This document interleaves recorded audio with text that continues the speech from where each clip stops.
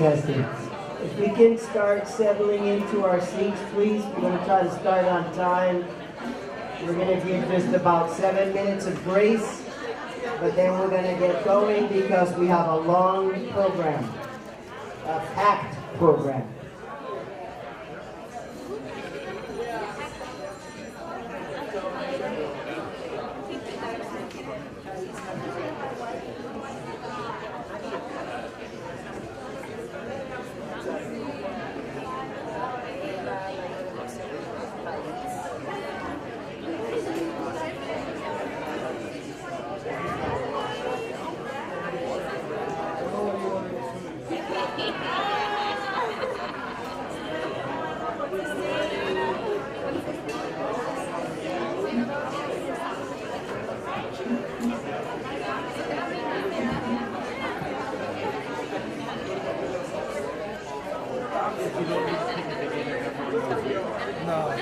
If we can make our ways to our seats, we're going to try to start as quickly as possible. Good morning.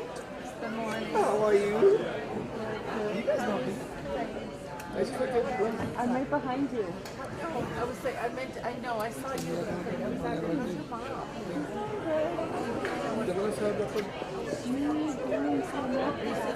Yeah, I'll sit next to you. Let's just say hi to John.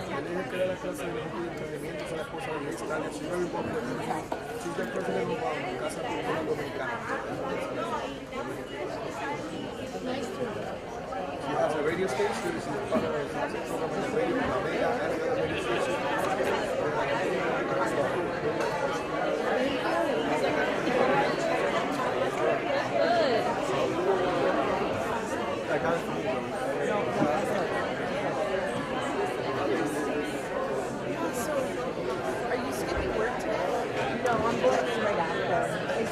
Fridays I usually work from home, so this is as dressed up as I was going to sit today. I'm usually in my PJs having my coffee right about this morning, logging in. But she's okay, so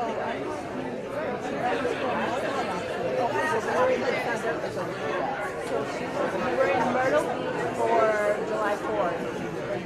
July 4th holiday.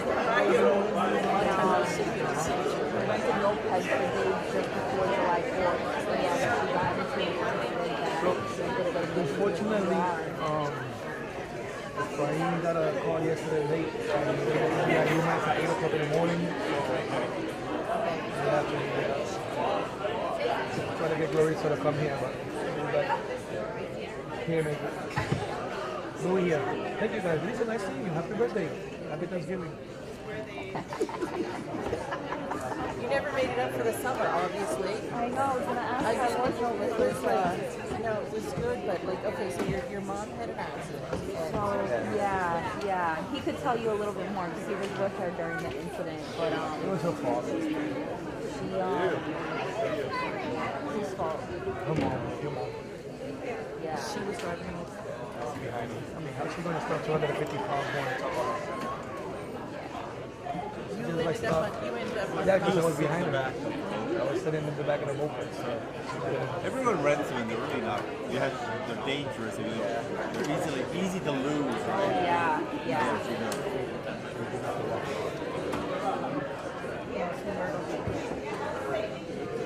You were all there? Yeah, we did a family trip, so my uncle and my aunt were with us, and luckily there was a big group enough to, I guess, help her get to the PR, and, well, no, the ambulance. It's on the main street. On the side, there was like the main street where we had a side street that she was learning, so we didn't want to do it. I mean, on the side street, she went up and down a couple of times, and then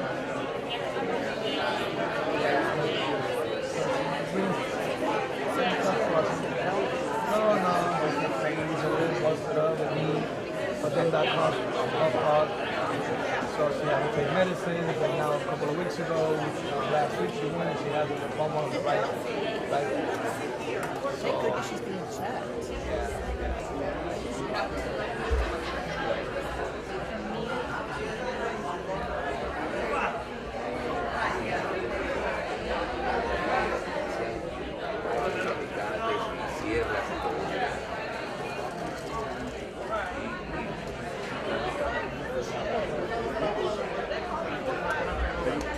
Good morning, everyone. Good morning. Good morning, everyone. Let's go back to class. Good morning, everyone. All right, let's go. Let's wake up. You're here already. You made it. You got out of bed. The Lord was good to you today. So we're going to get the program started. Obviously, there are some people still trickling in. Rainy day, maybe not everybody that was planning to be here will show up, which is okay because the show must show up. So we showed up, so let's run the world, okay? All right. Thank you once again. Obviously, we had to suspend the Hispanic Heritage Breakfast for 2 years because of the pandemia. What else didn't stop because of the pandemia, right? And I'm using that word incorrectly, but it's in Spanish. You are in a Latino event. So even though I may say pandemia, it's the pandemic, which we really don't want to talk about. But it happened, right? 2 years. There were a lot of people, a lot of lives devastated, a lot of families hurt, a tremendous economic impact around the world. And frankly, we are thankful that the Lord saw fit to make sure that we made it through. So we're here. We're thankful to all of you, to all the sponsors. I don't have my list of sponsors. I apologize. I do know that it will be read later on. We do have Unibank. We do have Goya. We do have Gala Foods. Those are the names that I can remember, that I can see. We have Coughlin. We have Worcester State, Quinsigamon. We have, let's see, we have a number of others. I can't, please don't ask me to say them off my head. That is impossible these days. I do want to say a few things as we begin the program. And there are certain truths that are inevitable, right? And aging is one of them. So. And what I wanted to say, I wrote down because I believe that everything here is important as we take off on this event. So this event was created to help bring our Central Mass community together to celebrate the contribution of Hispanics to the overall community. Also to thank those non-Latinos, non-Hispanics, and corporations making a positive impact on the overall quality of life of Hispanics and Latinos in Central Mass and across the Commonwealth. Our nation, the Commonwealth, and Central Mass continue to grow in every way, in part thanks to the contribution of Hispanics and Latinos throughout. Hispanics are growing, staying, and coming to Massachusetts Central Mass, while other subgroups, including our white counterparts, are leaving. From a quick look at the data collected during the 2020 census, we can say with a great level of certainty that if it weren't for the growth and migration of Hispanics and Latinos to Massachusetts, the Commonwealth would have lost at least one congressional district in this now redistricting. In addition, with over 55 million Hispanics and Latinos in the U.S., our community contributes to grow in every way. With it, our overall contribution to our nation, to our state, and to our region. By 2015, the buying power of Hispanic households had risen nationally to almost $1 trillion. Hispanic households contribute over $139 billion in federal taxes and $76 billion to the state and local taxes. 75% of working-age Hispanics and Latinos are actively in the labor force. In Central Massachusetts, there's an estimated 100,000 Latinos are contributing to every level of our society in every positive way. It is only fitting that after this historic pandemic, where Latinos and Hispanics suffered the most significant economic and health impact, we pause, we take stock of where we are, we celebrate what is good, and we plan for the future. Thanks again for joining us for the third Hispanic Heritage Breakfast of Central Massachusetts.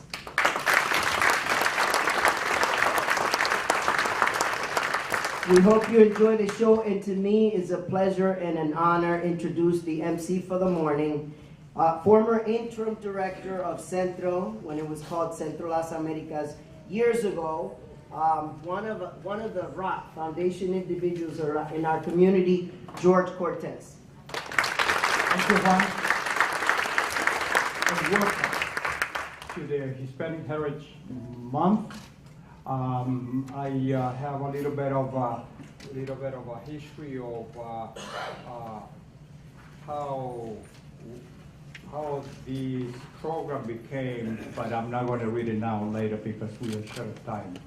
We have plenty of time. But welcome again, and we proceed with the program at this time.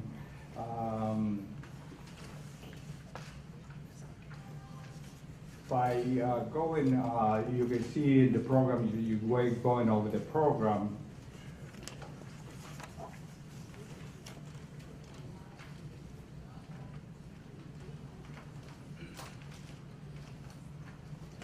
We have invited Dr. Saray Rivera to do our invocation for the breakfast.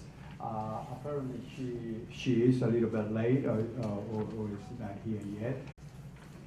Heavenly Father, we thank you for this opportunity that you have given us, and we thank you that are dedicating their lives to work on behalf of the community.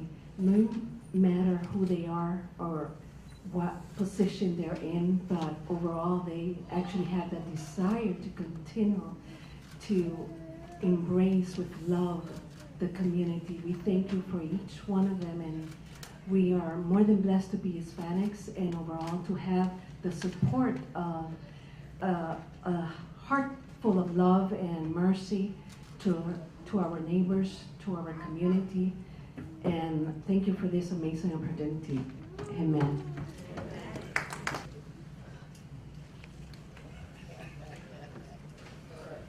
Where else? So, I pledge allegiance to the flag of the United States of America and to the republic for which it stands, one nation, under God, indivisible, with liberty and justice for all.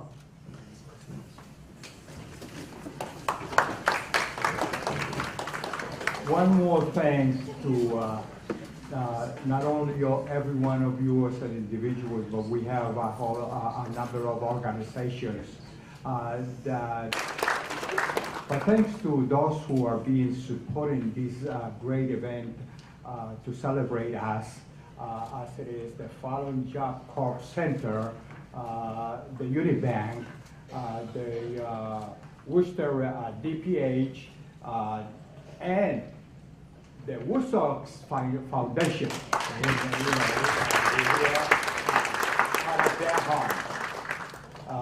The RDZ Drywall Company, Open Sky, Bodish, La Mega, the Hispanic radio station in New England,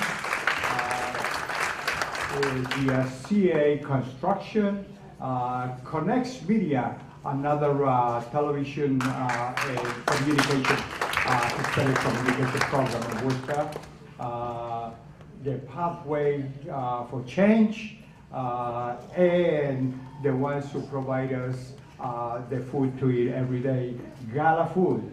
And perhaps the only Hispanic, or it is the only Hispanic newspaper in Worcester, El Vocero.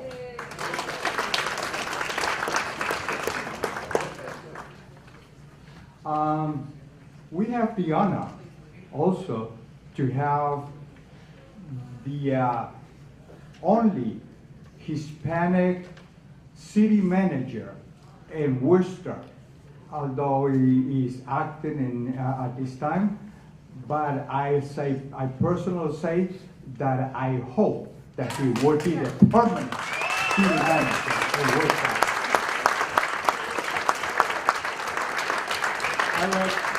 Eric has a few words from the city, from his son. Welcome.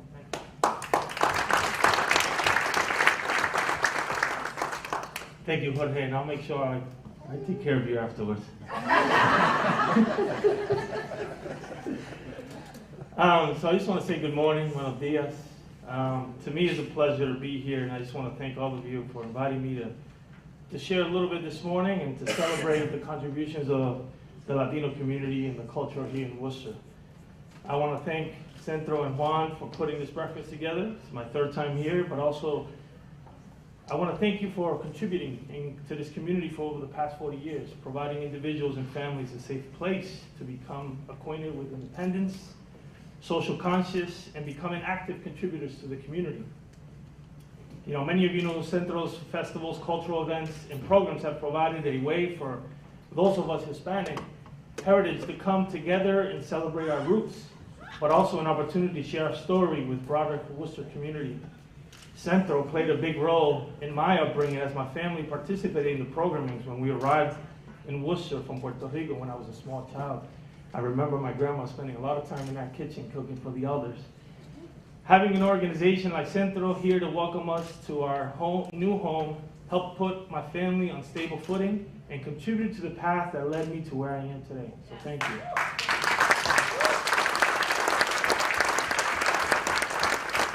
But I'm also excited to see Latino leaders emerging across many different professional sectors in our city, championing the cause and paving the way for others. And I see many of you here as well.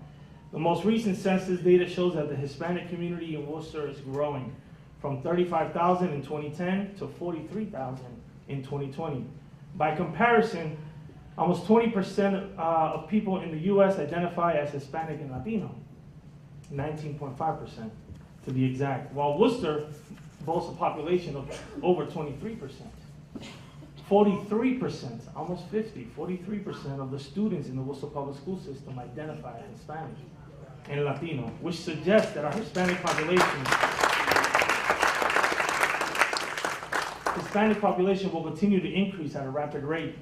And as we know, representation matters. We also know that our Hispanic residents contribute to our growing economy with their buying power, just like Juan mentioned earlier, and the entrepreneurial skills. There are over 60 Latino-owned and operated independent businesses in Main South area alone. Over 60 just in Main South area alone.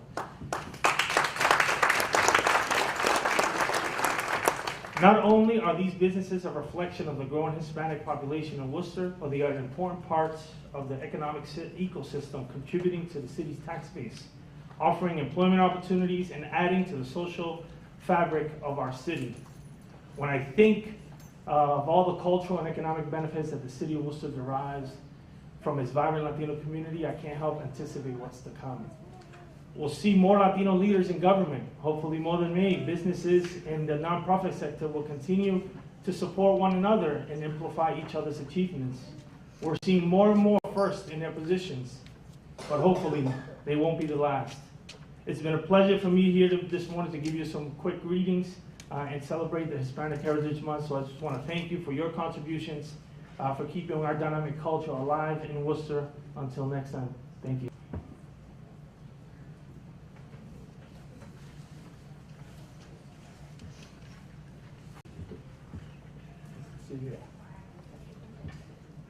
To address us after the breakfast.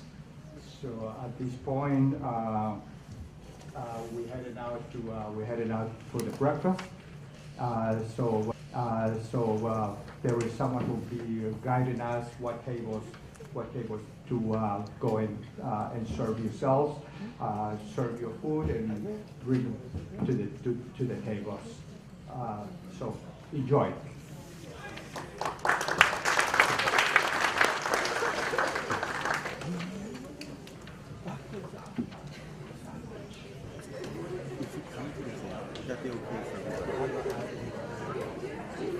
Hello everybody, so everyone can go get their breakfast. There are 2 lines over there that you can make, and you can make your way on this side as well. So we have 20 minutes to pick up your breakfast, and we'll return for Dr. Charles's speech. Thank you. Okay. So you'll be our keynote speaker. We're almost done. We're 2 weeks out. How are you?